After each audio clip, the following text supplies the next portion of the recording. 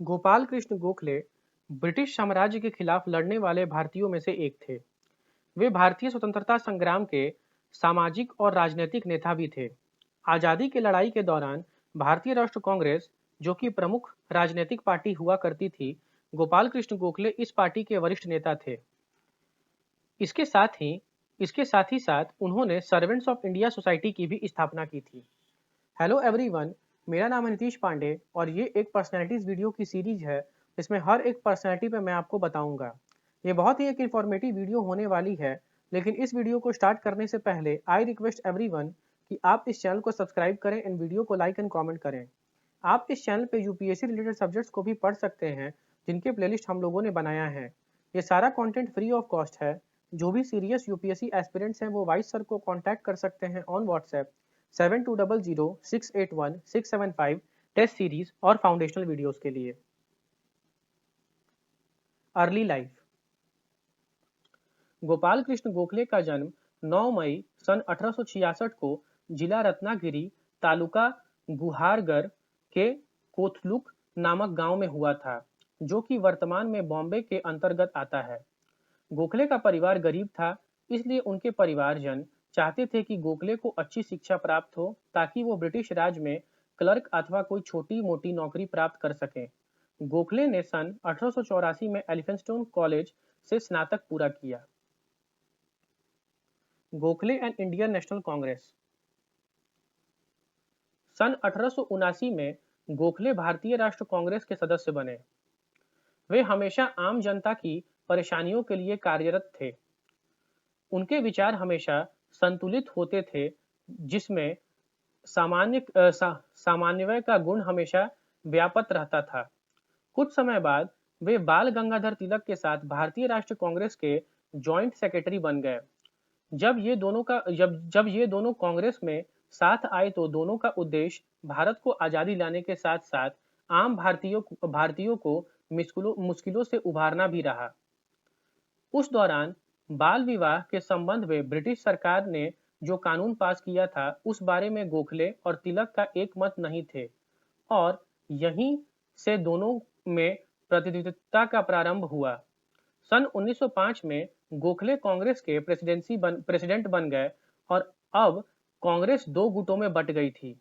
जहां एक ओर तिलक ब्रिटिश सरकार को क्रांतिकारी कार्यों के साथ खदेड़ना चाहते थे, तो वहीं दूसरी ओर गोखले शांतिपूर्ण वार्ता और सामान्यवादी नेता थे। गोखले की मृत्यु के बाद ही सन 1916 में ये दोनों गुट एक हो सके और कांग्रेस फिर से और भी मजबूत पार्टी बन गई। Establishment of Servants of India society.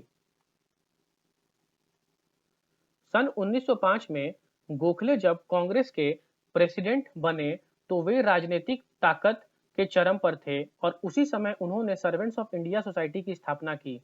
इसकी स्थापना के पीछे उनका मत था कि भारतीयों को शिक्षित किया जाए। गोखले के अनुसार जब भारतीय शिक्षित होंगे तो वे अपने देश और समाज के प्रति जिम्मेदारी को समझेंगे और उसका निर्वाह भली भांति करेंगे।